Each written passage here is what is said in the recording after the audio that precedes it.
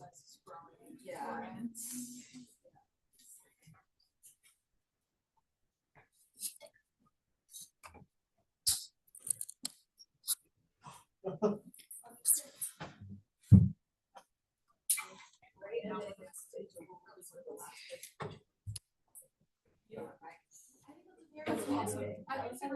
Yeah.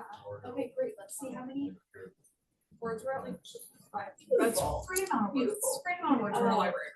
And then I'm gonna double check trying the to text pitch, things and then have Courtney just do a quick look and then we should have there's this some. lady who's I mean, ready. trying to sell you. Okay, awesome. That's great. And all. Okay. She did me some nails on the third grade. Oh, yeah. Like this library, Like new bill aims to protect libraries. Yeah, and she just like has no like this one like Spaces in Vermont. came out of like the middle of the Green Mountain Forest. But not like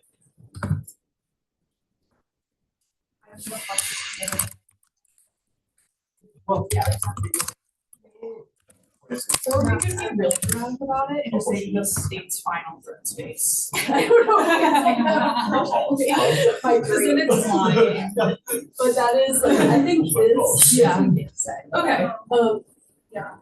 But I was talking about third spaces because when I was in like middle school, Girl, it having fun was with it. Yeah. or like Target. Oh, Target was such a high school for I was never Yes. there. But I would follow her out there with my friends. when I was- Yeah. And then that's whenever people were. Not that good. Don't tell AC I said that. Right. That's acceptable, but also. I like him, but he's not like, he's not like. That's what my friends and I used to do at Barnes and Noble. Yes. We would go to Barnes and Noble and we'd go around and say, Yes. that book, that book, and then we would read the backs of the books in the Barnes and Noble, and we would never buy anything, but sometimes we'd take pictures and download them on our Kindles. Yes. But like my friends and I spent, and we would make TikToks in the Barnes and Noble parking lot. That was like our third space. Yes. And now I have a new one. I have to spend money, but it's like this cafe that I like to think I have a big part in keeping open. I'm their number one fan. Every time I go home, I go there every single day. And it's a motorcycle themed cafe by my house. And I think it's so cool. Like the gym. Yeah, I go to the gym every day and I make friends there, which makes me think that qualifies. I'd say like YMCA. I would say like. Yeah, the Yes, Y. the why. Probably like Yeah. coffee shops. Yeah, Yeah, he I'd say like. Joe Biden at the end of his career. Yeah, sometimes. totally. He's just staring off. I'm not really sure what it is. there's definitely more. I feel because there's not many things in my hometown, but But it's more like since our. Yeah, that's I like fine. to our childhood homes. But it's like. Yeah. yeah. So it's like, The Oreo. like I will hang out with them He's so mad. He's so Exactly. mad. Right. He's just. Okay, and then last thing for this, do you have any photos? Yeah, that's what happened. I don't, but I do email. Because I bet they'll be great. Let's ask. True. No, not rude. Remember Patterson and Woodward? Yes. Oh, Because she. So I have this, but it's the Winooski Library, or like something like that. Yeah, that could be good. I don't No. know. This is a big section. That's cute. Like as a backup. Right.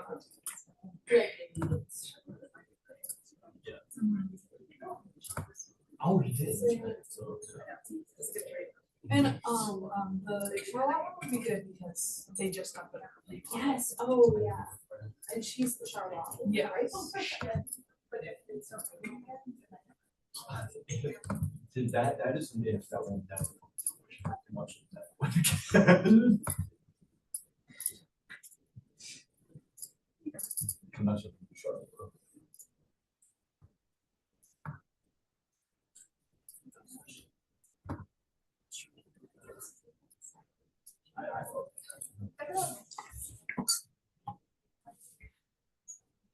Hey, Josh. You're muted. There you go. Oh, you have a nice little view from behind. I'm in a crowded space, so I have all Okay. my. Yeah, I managed to score good windows. I did. It's nice. It is. I'm sorry that I actually think I saw you across the room at night, and I was like, I want to have a human Okay. moment with you, but then I just didn't get it together because It's a it's kind busy of a zoo place. there. Yeah, Yeah, I enjoyed it, but there was so many people there I wanted to talk to. Yeah. yeah. I'm so curious. I don't know, maybe it'll come up organically, but I'm curious what your thoughts are on. I really liked well, it, the delivery was kind of mixed, but I actually thought the basic message of the guy who spoke about, I think he'd been an attorney general in the Obama administration who talked about Yeah. the brand flattening stuff. That was like the thing that really stayed with me. It Mm. seemed really intuitively true. Like it felt true as a consumer of news. Yeah, it feels like we're just catching up with the like, how do you establish brand trust in a search engine world? And like that's Yeah. already on the way Yeah. out. Yeah. Yeah. The thing that I liked about it all is that it like 2 years ago was the last time I was there, and it felt like everybody was like, how are we all going to chase the next platform and drop everything into the new AI stuff? And this was a little bit more like critical thinking around it, I think. Yes. Yeah, it did seem like not as wide-eyed about what's next, but Yeah. more like here Yeah. we have a chance to capitalize on, think about it more, and Yeah. And like take a longer view, maybe. hmm which who knows, the next thing might be 6 months away, but I seems know. like And I don't know if I listened to the Daily this morning. It was about Claude and this vibe coding thing, yes, I which this was the first time I actually kind of like understood what I mean. It's just basically training the AI to do the coding for you. But this was the first time in a while where I thought like, oh, geez, maybe this really is going to change yeah, everything. I'd kind of like been out of that for the last like 6 months, and now I was sort of back to being like, oh no, this is actually really massive. yeah, it's tough to fully understand what it means because like I've taught like a early grad level methods class here, and I was Mhm. like, should I focus more on the statistics and less on how to do it in R? And now like Claude is so good at R, it's so good at R, and Mhm. it just Mhm. is like I could teach way much more advanced stuff because Yeah, they will be able to code it. yeah, I right. know they will be able to code it, and like the fact that it's basically writing itself at this point is potentially problematic, I know. but it does mean things are about to pick up the Yeah. pace. Well, depending on how this goes, there might be an appetite for us to all come together again in a couple months if you want to talk more about it. I can imagine there being a Yeah, chapter two to this conversation. yes. As the Claudes progress, Sonnet 4.6 was out this week, and I've used it a little bit. It is faster. Really. So just like every update is a leap because it's Yeah. writing itself. Yeah. Yeah. All right. Well, I'm going to start letting people in, and then I'll probably give it another minute or two. We had very high turnout, high registration for this. So even if Oh, only 60% of the registrants show up, I think we'll be 60, okay. 70 people, something like that, which is pretty bananas. So, okay, let me just let Am everyone I start. am I an AI expert now? Okay, Yeah, you cool. are, you are. Although let me assume that this is not a like high, super tech I'm literate. not really, so I can talk about this. I asked him All about right. like him and I didn't like ask any questions that would make him bring it up. Honestly, because I looked up his name and there were 75 articles about it. And I was just like, that's not what I'm here to talk about. And also, like, I just think right now, like the day that we did it, I was Welcome. I'm going to take another minute to just let folks come in. We had a lot of registrants for this event. like fearing that their best friend that they made last week is gonna get detained and like they won't be friends anymore. Which like happened at my elementary school. And so he was like talking about it and I was like crying and I was like, I'm not in the emotional state to have this conversation right now, honestly. And his story's been shared so many times that like I think he definitely probably like sharing his story.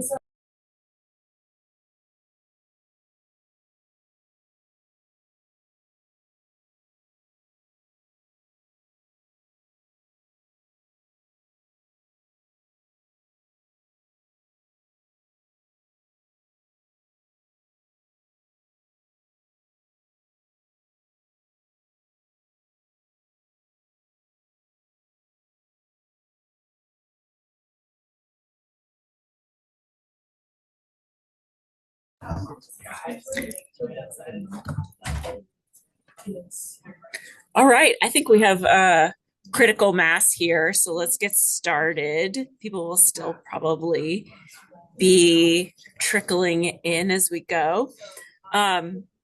I'm Meg Little-Riley. I'm the managing director here at the Center for Community News. I know many of you, and I saw a whole bunch of you last week also at the Night Media Forum. Lots to chew on from that. This is one in our regular series of expert panels and workshops. We actually have two this week. We have another on Friday that I can talk about at the end as well, but we're doing it a little differently right now. We're just trying to be more responsive to the stuff going on in the world and the things that we're hearing from all of you. Our network feels most top of mind. So our discussion today, I'm really, really excited about this. I reached out to Josh because I saw his latest work and it just seemed incredibly relevant from the perspective of somebody who also understands how things work inside universities, as well as news media. So let me give him, people are still pouring in here.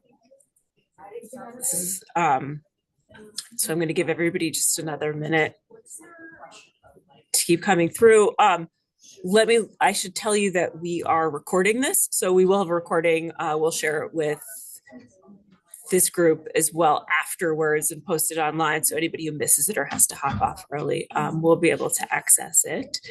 And this is going to go the way most of our conversations usually go. We're going to talk for a few minutes and then we'll open it up for questions. You can just raise your little cartoon hand and I'll try to kind of moderate it a little bit because there are quite a few of us here right now. People are still coming in.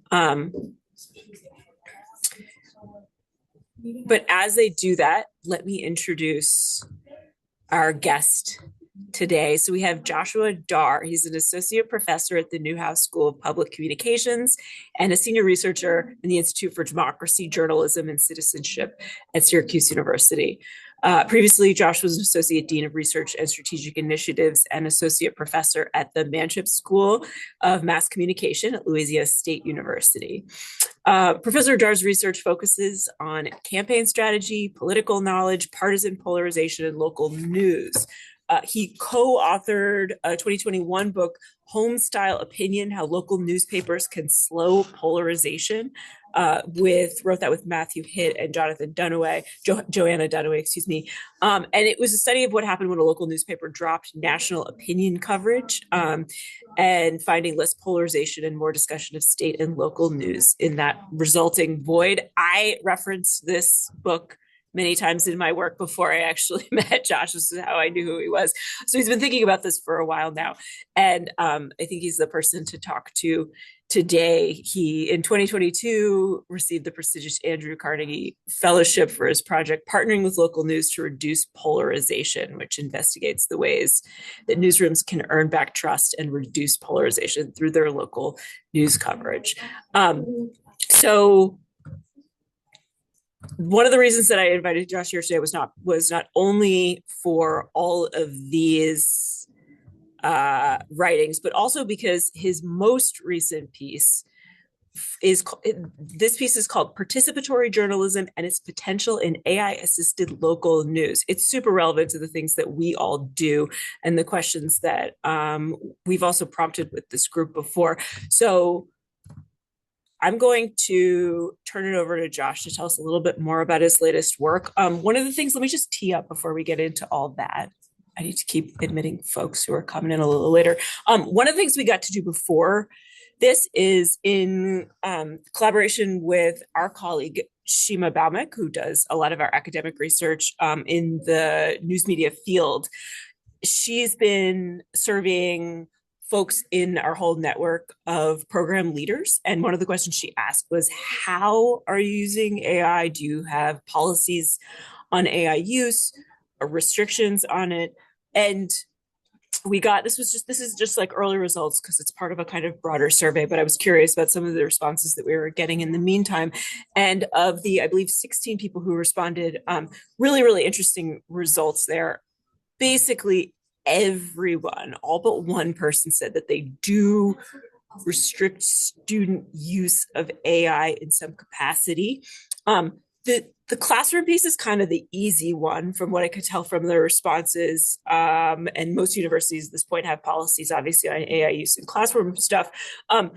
But the interesting thing about what most of us do on this call is that our classroom work intersects with an industry that has no choice but to contend with AI, and in some cases is embracing the use of it. Some folks mentioned that while they have restrictions on their student reporters' use of it, the newsrooms that they work with might permit certain kinds of use among their freelancers, for instance. But of course, the kind of reporting that our students are doing, it is different fundamentally from the question that newsrooms face, in that we are not solely preoccupied with creating a product that is in the most efficient possible way, right? Like this is not an outcomes driven work that we're doing. The process is part of the point here, because we're also trying to teach people how to be thoughtful, ethical, rigorous journalists in the meantime. And so the slowness, the labor of it is also kind of,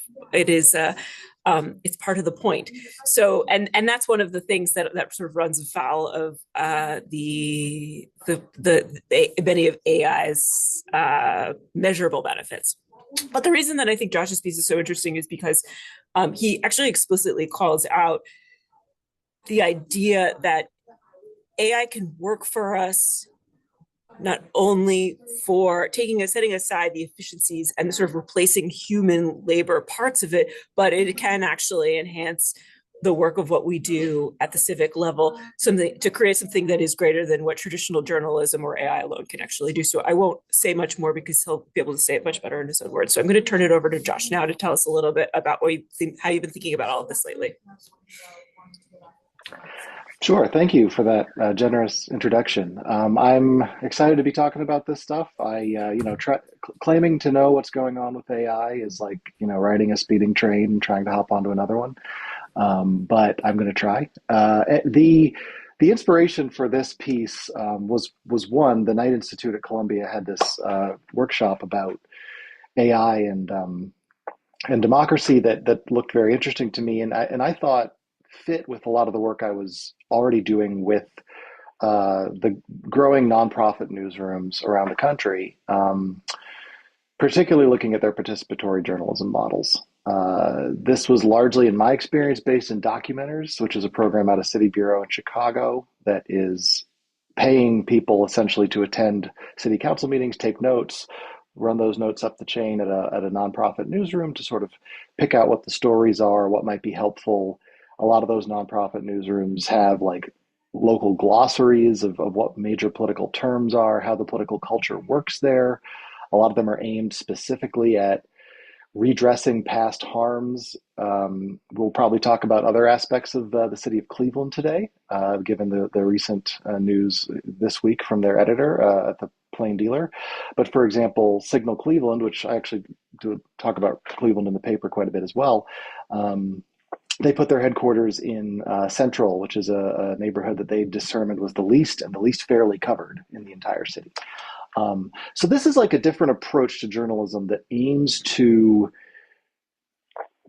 help people interact better with their government more effectively, to sort of be there and be their eyes and ears on their behalf, to not be extractive and to actually pay people for their labor. It's a new formula for success in nonprofit journalism at a time when traditional models of journalism are not doing as well. So all of that is to say, I wanted to look at AI through that lens, because that was the lens I was looking at a lot of these startups and how they might not only reduce polarization, but help people to actually deliver value to people's lives. And not just in the sense of like, you'll have a more informed vote at the end of it, but like, you can use this program, right? And this program, we're going to help you use this program. We're going to help you understand your city government.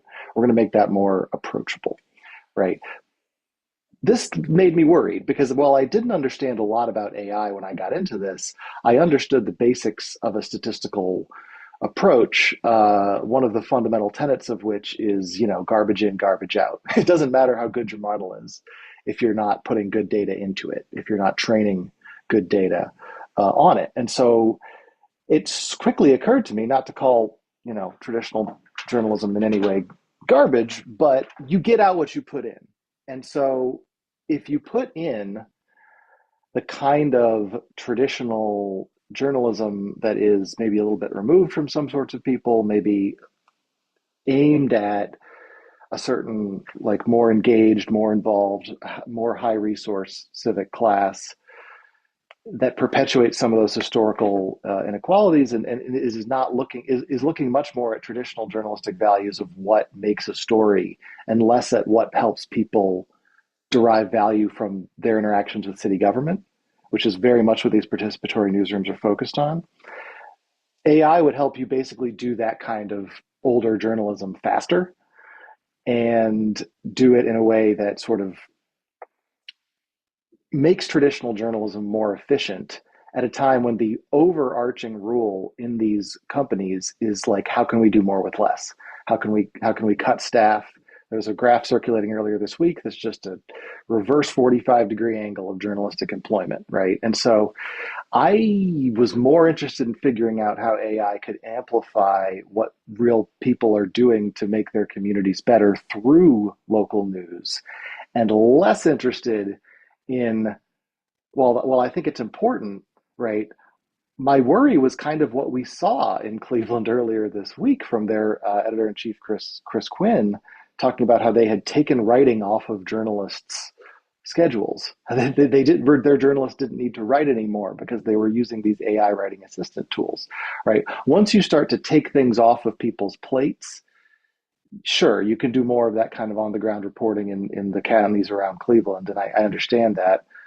But you also are able to start a slippery slope where AI starts to kind of do everything. And AI learns from the past, and it learns from you get out what you put in. And I was worried that it could push back on some of what I viewed as the progress that some of these nonprofit news sites were making. So from the perspective of student journalism, I want to get into that and how that applies here. But the information gathering phase of this is where I was interested in making sure that AI was being used effectively, and that it was done so according to a deliberate attempt to make local news work better now and not to make the way that it worked in the past go easier. So sort of a lot of thoughts to kick us off, but I do think that we have to think of AI as a chance to do things genuinely differently and not to do the things that are already being done simply more efficiently. Thanks, Josh. So I just want to sort of step back to make sure that we're all kind of speaking the same language here, because I think there's a couple different kind of buckets of AI usage when we talk about news creation. There was actually one bucket that quite a few of you said you sort of allow students to use in some capacity, and that can be sorting through data. Or generating ideas, and then in some cases, things like writing headlines. So there's the kind of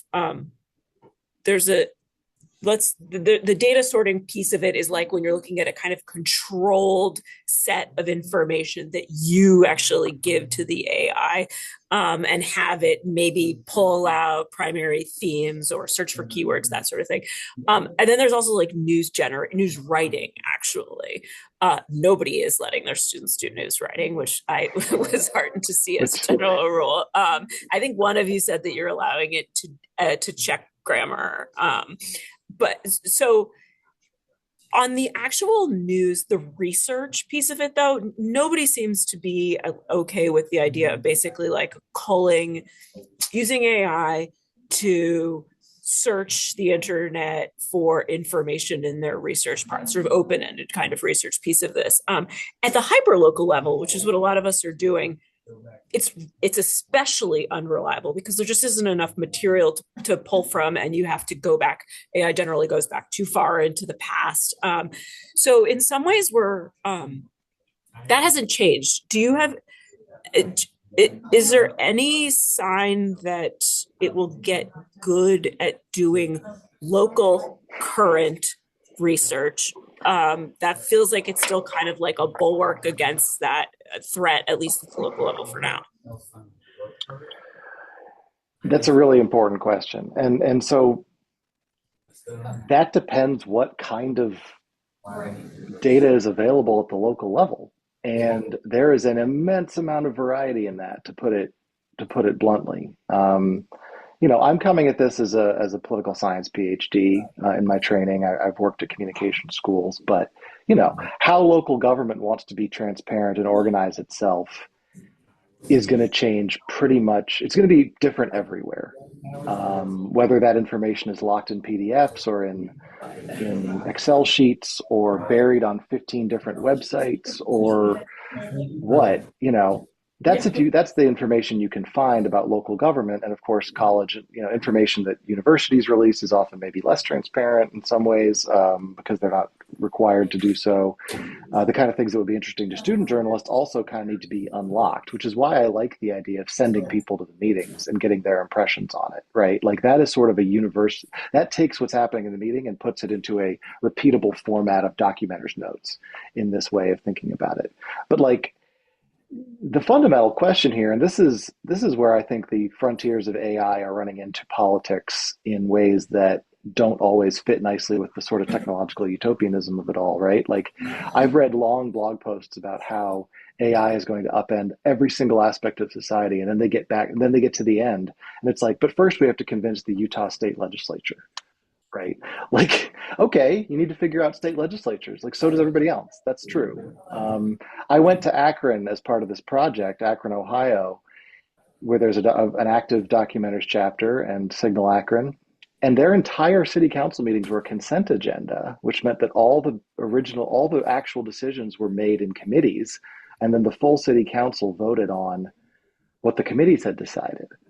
Right. And also in Akron, every single bill that was put before the committee ended with the words "and declaring an emergency," because every single bill had to be declared an emergency in order to bypass the requirement that it was brought up in 3 straight meetings. So the last bill they voted on was congratulating the Akron men's basketball team on making the tournament and declaring an emergency. And I was like, there is so much political culture happening here that it requires real people to understand. And this is where AI is going to break down in local governance, is that you really can't take lessons from one city and apply them to the other easily, or from one higher educational institution, or from one, name the governing body that you want to talk about, right? Certainly the NCAA and others in that area. But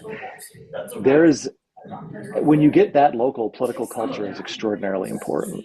And it takes a person in the room to figure that out in a lot of cases. And right now, there's not the standardized data collection that allows for localized cultural understanding that would make this a useful data collection tool. That being said, I think if you have good data that you've collected, it can help you distribute it and make it more useful to people, by connecting them with resources, by summarizing the key points, by pulling out the interesting aspects of it, as I show some in the paper, in a very quick initial analysis that I do. But there's been too much focus on the model and not enough focus on the inputs. And I think your student journalists fundamentally understand that the inputs are important, because they're the ones out there gathering that information and trying to turn it into stories in a lot of these communities. So that part's not going to be replaced. The writing part is right there as an option. It's always there as an option to let AI write the story for you. And so there need to be clear boundaries around it, or guidance for it. And to your point, if nobody is letting their students use AI to do writing, I agree with that. But Chris Quinn doesn't. The editor-in-chief of the Cleveland Plain Dealer is saying journalism, his editorial is criticizing journalism schools for not doing this. His editorial is saying, don't major in journalism to would-be journalists, because he thinks journalism schools are behind the times. And while this job in question was actually connected to Syracuse it was the person who would get the job would be enrolled in an online master's here at Newhouse.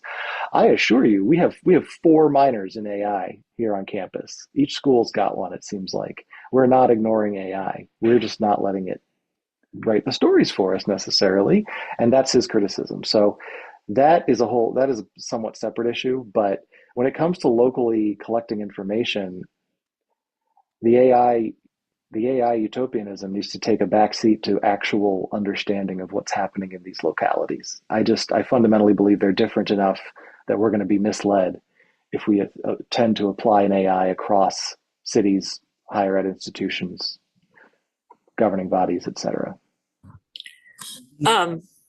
Thank you for that. And that argument seems to also ignore the clear value in having students go out into our communities and Yeah. see things and feel things and like sit next to real humans and observe all of the subtleties of these kind of engage and also the kind of like all those weird coded hyper specific aspects of local politics and culture, like the one that you just referenced there. I would not be able to suss that out, obviously, if they were just looking at a transcript. So, okay, let's just talk about the nitty gritty for a second of ways that you have kind of softly recommended that we use AI and not let the AI use us. So, the documenters program, everybody loves it. It's fantastic. A lot of our students are doing other kinds of reporting, though, stuff that's a little bit like, because student reporting is great for evergreen stuff, for arts and culture, for features, for sports. I think that sports is actually a really cool area where a documenter style approach could work really nicely and get students like out to the communities and let them practice just a lot of that writing and reporting skills. So tell us a little bit more about like other kinds of ways we could be weaving this in. Sure. So I mean, yeah, documentaries is one way to do it, but the broader notion is that, having, and I agree, there are things that students can do that may fill in the gaps that make the product stronger. I mean, I'm definitely a believer in the notion that we are limiting ourselves if we think that the only ways media can influence democracy is by making voters more informed. That belies a lot of my training in poli-sci in terms of how voters actually make decisions. And a lot of the good that can come from having people read local news is simply then that they're not reading divisive national news, right? Like national politics is important. We are oversaturated in it, and the government's acting like it, right? So the more we talk about national politics, in some ways, the more power they get. And the way to keep people thinking locally is by providing value to their lives through arts and culture, lifestyle, events, sports that bring them together as a community, right? And you see this in Akron. I heard as much about the closure of various high schools, including, my dad's from Akron, including the one my dad and grandpa went to, that's closed recently, and like that leaves a void in a community, and that leaves a something that could be filled by other forms of media or other forms of divisiveness. And so in a town, in a city where there's a big university or a small university, but in a college type town, that could be a large part of the identity too, and having students out there reporting on what's going on there, but also what's going on in the city itself, with local high schools as a way to get sports reporting experience. Those high schools matter. They're important sources of local identity. And local identity tends not to be partisan identity, and that's why it's useful. Our 2018 paper about newspaper closures and polarization made that case, right? Like the value of having a local newspaper is that you don't substitute into national when it's gone. And then that can be polarizing. So getting real humans out there to collect data, which I think in a way is what Chris Quinn is saying in this op-ed, is like we get people out into the community and then AI just kind of writes it for us. Like there is some value in getting more people into the community. But it's also the way you talk about it and whether or not you're connecting with readers to keep them coming back around those principles of local identity. And is the AI really able to write in a way that taps into local identity? Seems like a very open question to me. And if it's as bad at local stuff as we think it is, ironically, at a time when, as more people use it, more people are using it for local information, right? The number of searches for local news type stuff is going up. on AIs, and I assume they're finding it lacking because it's hard to do, or their mistaken responses are not being recognized as such. Um, so the kind of reporting that can help perhaps reporters go into more city government spaces, that can free up the news to assign different stories to different areas. I'm not sure what that looks like in every community, but the kind of work that student reporters are doing should improve the inputs of the model, which is really fundamentally my concern, is the inputs need to match what we want to see the outputs as. And there's no model, I don't care what it is, that is going to be able to overcome what has been fed into it. And at the local level, to the extent that newsrooms can control those inputs through the people that they're sending out and what they're asking them to bring back, that should involve students when possible, because they're excellent at gathering information in that way. And it should be done in a way that maximizes the usefulness to the community as a product, because that is how we're going to keep people in it. Otherwise, national news is always there. It's always divisive. It always stokes identity that's more partisan and abstract in nature. And people are going to continue to turn their eyes away from their communities. And then, stuff's going to happen in the darkness in those communities. That's not good for the universities, good for the towns, or good for the students. Totally. Okay, lots of comments in favor of social cohesion at the local level going on right now. Let's open things up to questions. Or comments if you want to tell us about how you might be using any of these tools in your work. I'm gonna just shout your name out. So put up your little cartoon hand if you have a thought.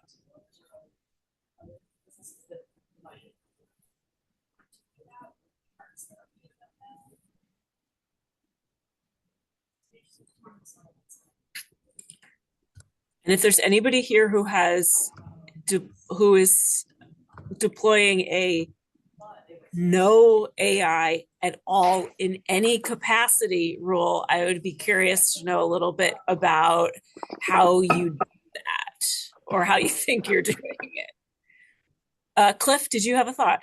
Yes, I have a question and a thought. I read Chris Quinn's column, and basically what it says is the drafts and writing is done by AI. The reporters, they collect the information, send the data, and AI writes. I teach journalism. So what I do is I tell students to write, rewrite, and rewrite. What is happening is we are surrendering the writing aspect, the craft of writing news stories to AI. It doesn't make any sense.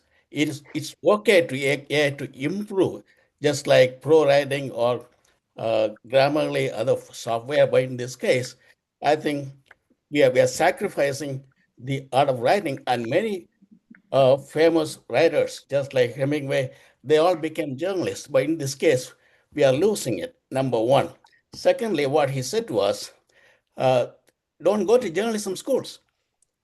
Yeah. What some schools are doing is they're teaching AI in every class, they may not be that, they're using cautiously, let me put it this way. So to Chris to say, don't go to journalism schools is a waste of time. Uh, I think it sends the wrong message. So Joshua, you are from this area, that's what I hear. What is your take on it? On Chris Quinn? On his views, on his column. Yeah, I think I've expressed some of it, but just in general, I mean, I think he's, you know, he may have needed an editor to let him cool down a little bit before he wrote that. When you're the editor, you can't cool yourself down. I think he is expressing frustration with the limited resources he faces, and I think he may have thought they found a clever way around it, and then didn't expect that kind of backlash from a journalism student. I think students in college need to learn how to write, and that's a pretty fundamental tenet of what everybody that does this thinks. It's very rewarding to learn how to write better and to teach somebody to learn how to write better. That's thinking that that's not important means that it's only the information that matters. It's only the feelings of oversight that matters, and not how you express it. That the audiences are not interested in your writing and in your style of presenting things. And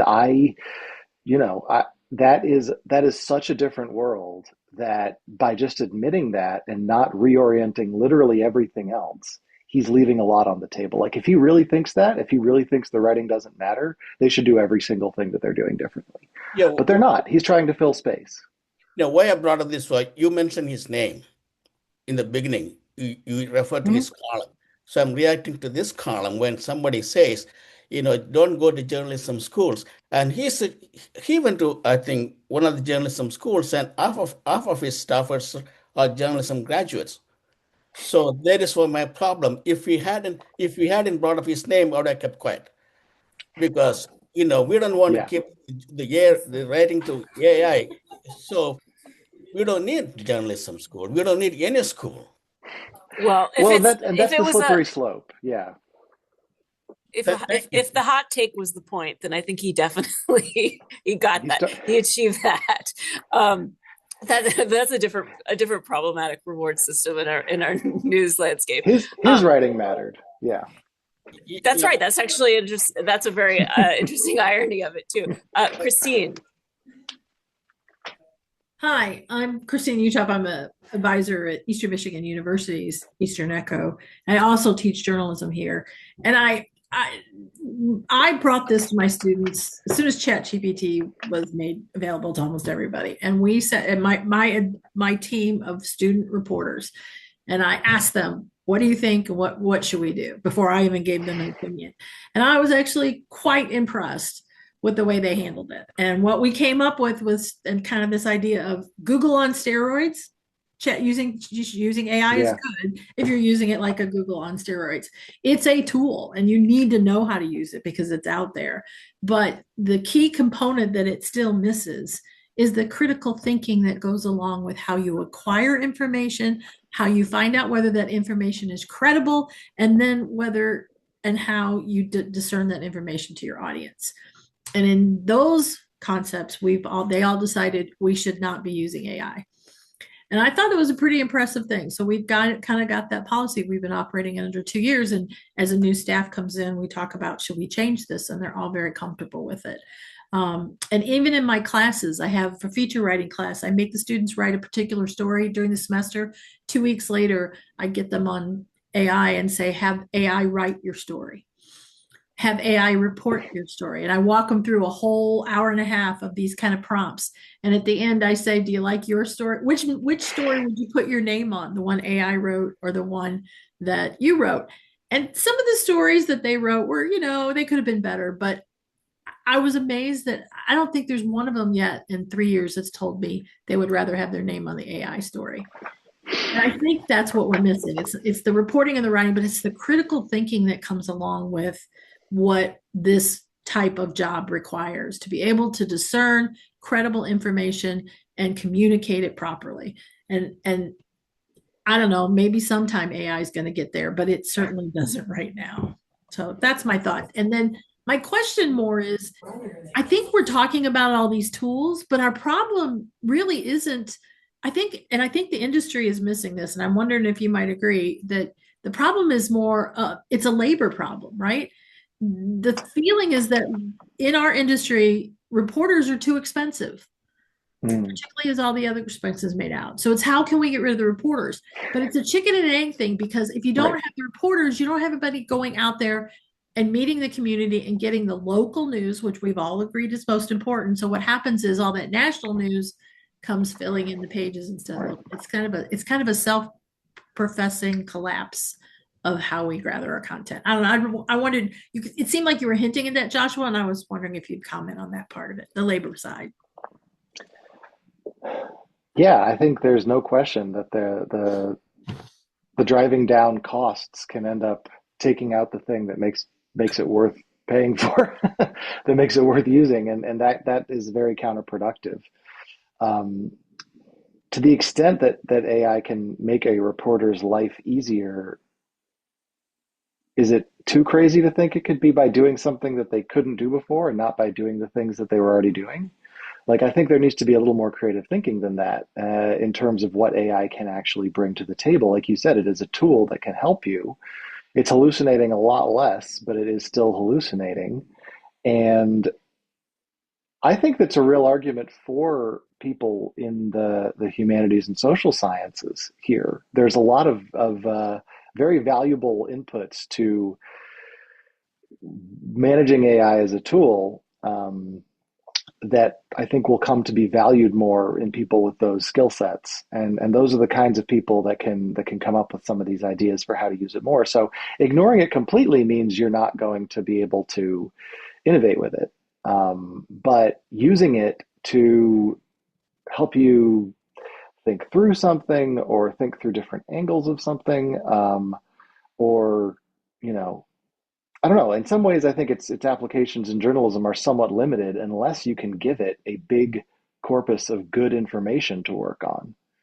And there's no good information without at least some sort of reporting. I mean, documenters is a form of reporting. Sending students out is very much a form of reporting. And there's this sense that the model will save us when journalism really is about like what are the inputs, and the quality of the inputs depends on the quality of the people inputting it, which means that there's probably a training and an educational perspective there. I don't understand the missive against journalism schools, except, I don't know. Again, I can't claim to get inside that particular person's head, but it's journalistic writing is how we get across the concepts of the story that we're trying to tell. It's not just the information out there. People need that brought home, using news values, picking out aspects of the story that are relevant and interesting to people, highlighting those personal human interest angles, connecting it to other concepts that you wouldn't necessarily think about. Those are human tasks and can be conducted through writing. And if the problem is that AI is just going to suck up all the writing and spit out a summary, and that's what people are going to read anyway, then that's a different sort of question that we can talk about. And we're not quite there yet, but maybe we should be prepared for it. But for now, at least, the concepts that come through are as good as the inputs that go in and the writing that helps us make understanding of it.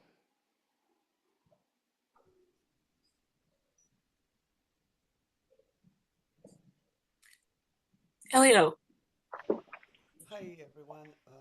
I'm Elio Leturia. I teach at Columbia College Chicago. My main field is visual journalism, but I also teach reporting courses, especially reporting in Spanish. And next semester, I'm going to be teaching reporting the arts.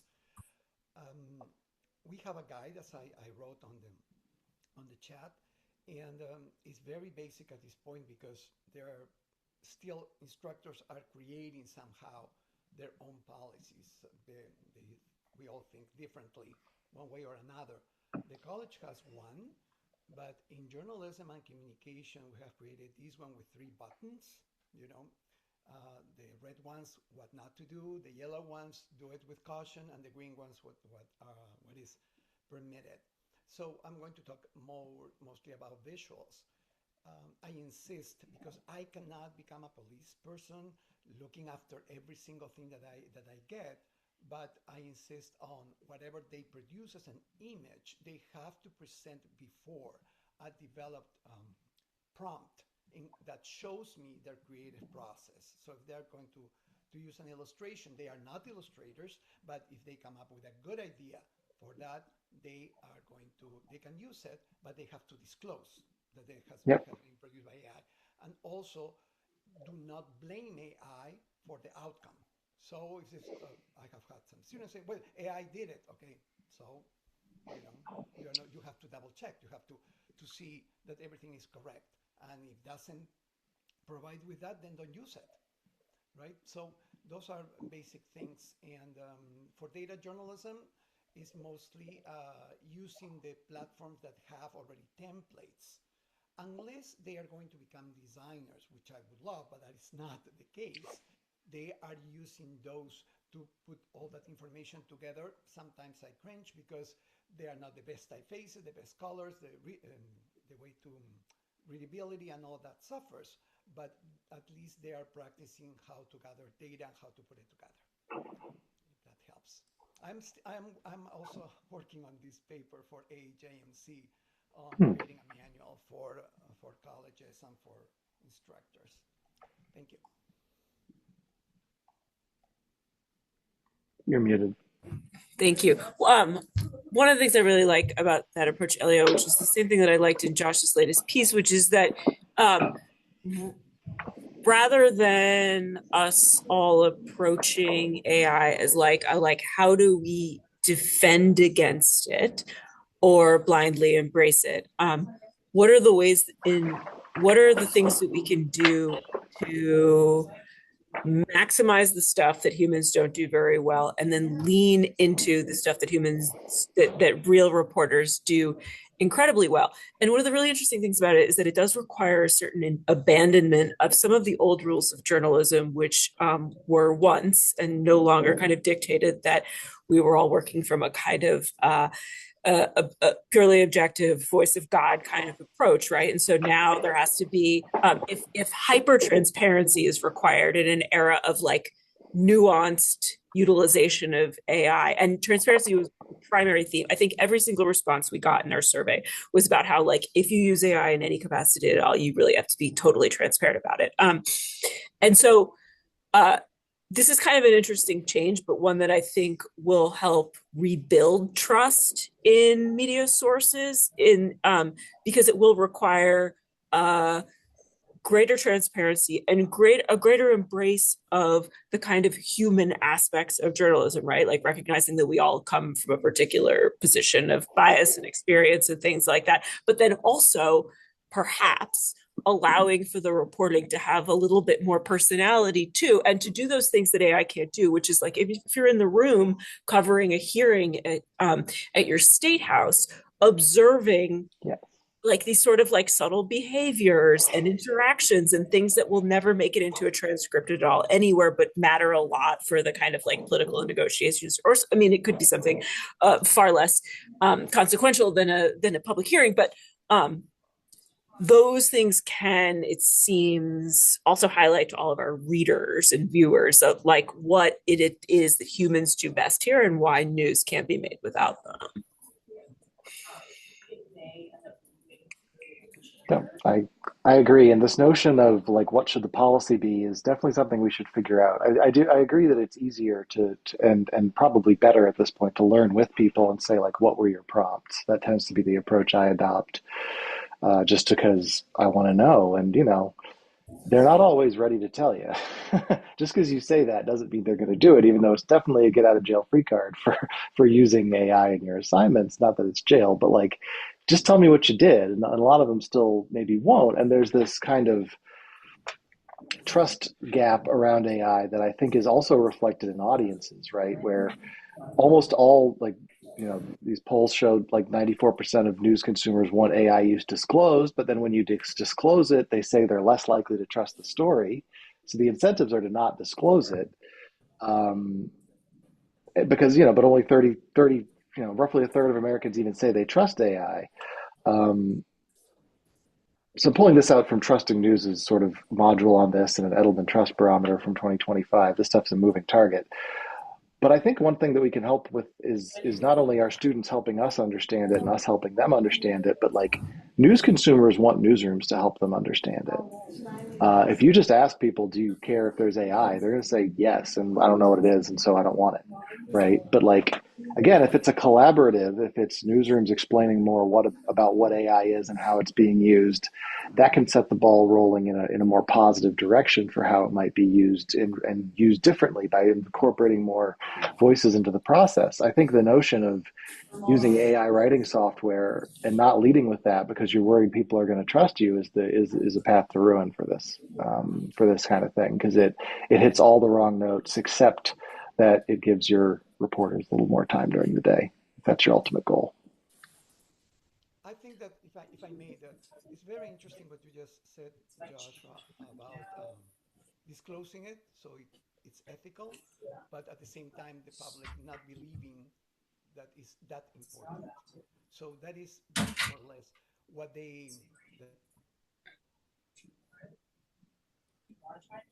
Elio, I'm afraid. Yeah, we're losing your audio. We're losing your audio a little bit. we'll skip back to you. Scott Finn, my colleague, I'd love to hear your thoughts. Hey, this has been great, really engaging conversation.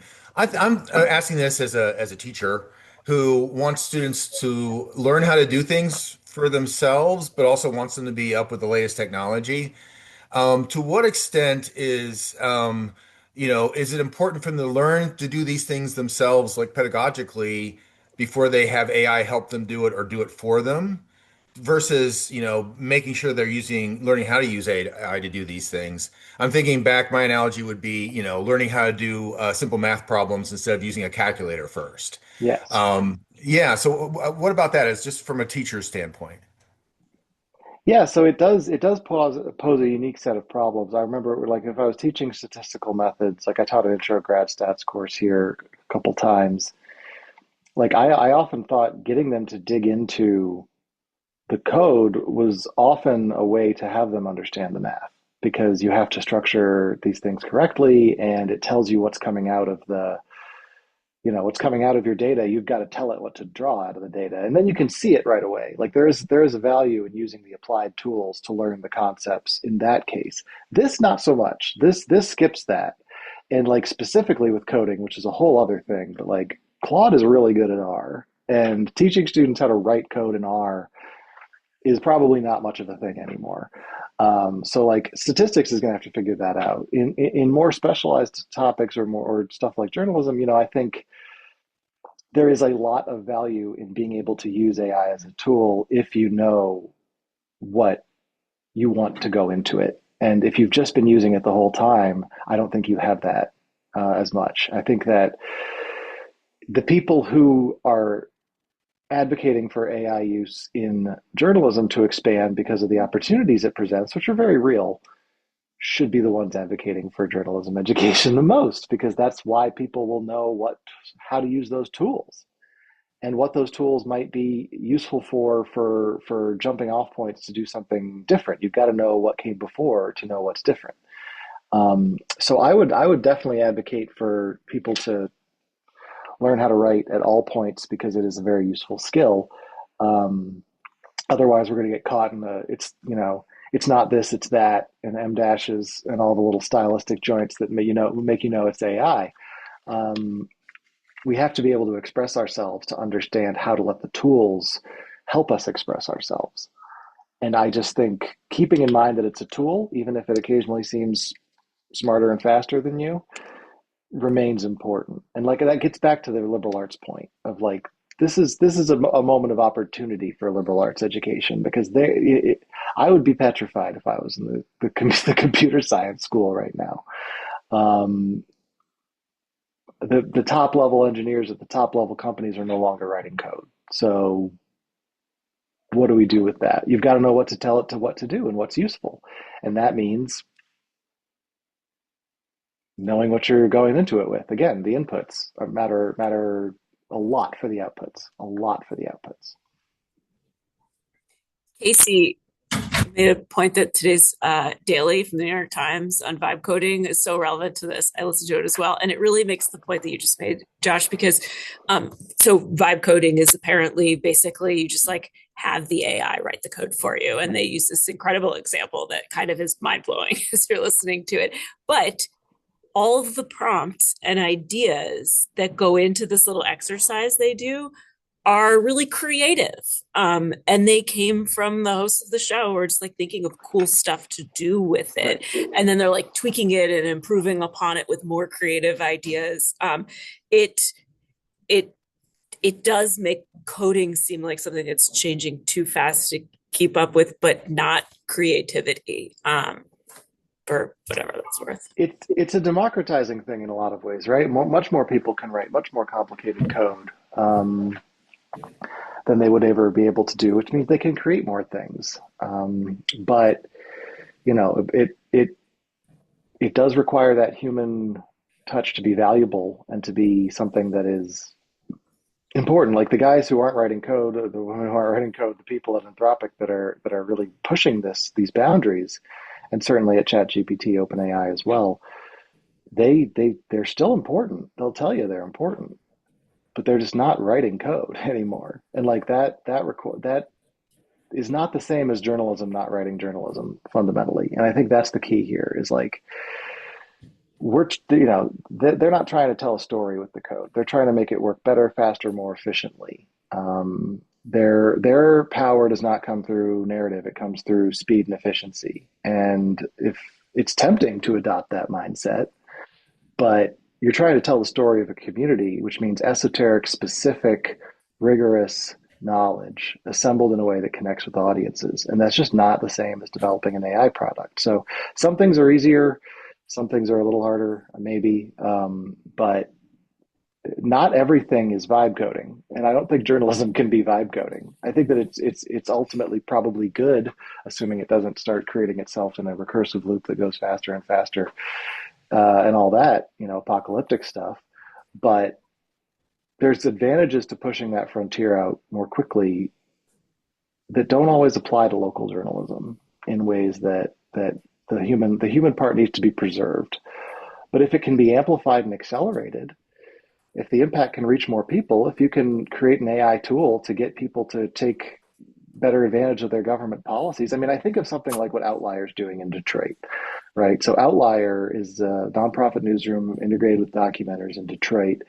They realized and reported out that the city had gotten the tax assessments wrong on a lot of foreclosed homes, and people were owed a lot of money after a court case. And so they just started calling people, right? They just started calling people and saying, here's how you would do this. Here's how you would go claim this money that's rightfully yours, right? Like, if there are ways to make those tools more available and reach more people and help them get what's rightfully theirs and address some of these inequalities by telling a very localized story, that's excellent. But that has to be directed by somebody with an investment and a stake in that community and improving the stories of the people in that community. And that's what local journalism can do that a focus on efficiency often stands in the way of. So it feels like one of the things that could be okay. So one of the things that I'm thinking about right now that could be useful for all of us is if maybe there's something we can do to identify a kind of like discrete assignment that students could do, and they would have to be really tailored to place, for the reasons you just explained, Josh. But a way to embrace the strengths without compromising on the journalistic ethics by integrating a little AI into an assignment, perhaps, because one of the things that I feel like we've all had a hard time with is it's easy to tell students how not to use AI. I don't think we've given them enough concrete examples of how to use it in an ethical, constructive way that encourages civic engagement. And I really like the idea of using it in a way that can actually like break down inequalities of the past. So I think that's going to be an assignment on our side to try to keep talking, but we'll keep talking with you and other people in this network to figure out maybe a kind of like template assignment that some of us can try out so that we can use this more sort of proactive approach to demonstrating this kind of use for our students. Do others have thoughts on that? I'm also curious if for folks who do more data reporting, if you're using data wrapper or other kinds of programs that are, if not explicitly AI, they're kind of AI adjacent. I know that we definitely use some data wrapper and things like that in our data visualization. I'll just add as an idea for an AI type assignment. I think there's a lot of value in telling it what not to do. Don't write for me is something I often tell it to do. I'm like, don't write this. I want bullet points, if that. Like, don't write this for me. Oh, telling the AI. Telling the AI, don't do this. Not write me an article. Yeah. I see. Yes. Yeah. Don't give students an assignment that's like figure out what AI can do and give it this big general thing to do. Mm-hmm. But like only use these documents to make a thing. Like don't use anything else. Just use the inputs that I'm giving you and try to make some sense of it. Or like, think about this, but don't think about that. Like give it restrictions and see how that does. I think that could be useful because I think a lot of the errors come in when it's taking in too much. Yeah. And if you're limiting it to what you're putting in, then you are controlling the inputs question.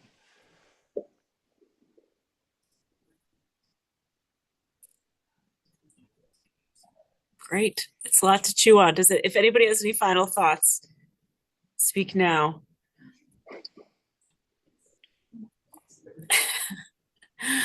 We're going to be okay, you guys. This isn't the end of the world. Oh, good. I have a question. I just emailed, put in the text, whether Grammarly and ProWriting programs, do you consider that AI tools or we are talking about Gemini and other programs? Yeah, Grammarly, I have not used. I know I've had students that used it.